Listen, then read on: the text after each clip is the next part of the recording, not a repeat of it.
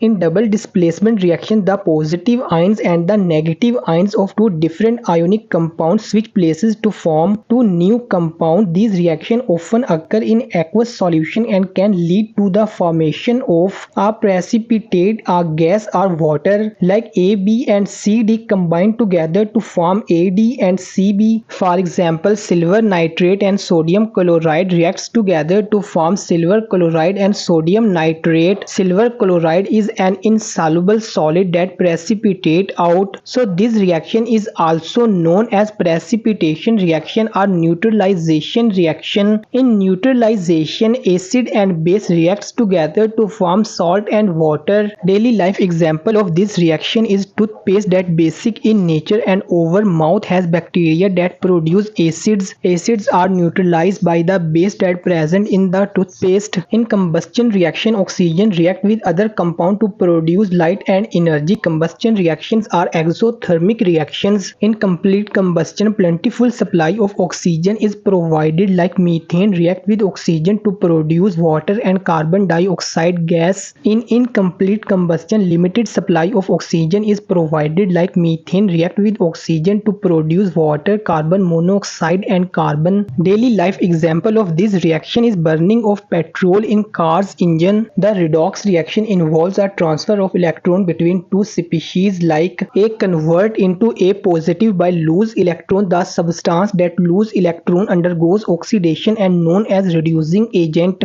B convert into B negative by gain electron. The substance that gain electron undergoes reduction and known as oxidizing agent. For example, magnesium react with oxygen to form magnesium oxide. Oxidation state लिखते हैं magnesium convert from 0 to +2 by lose 2 electron. Oxygen convert from 0 to -2 by gain 2 electrons. Daily life example of this reaction is rusting of iron. If you like this video, follow this account for more videos.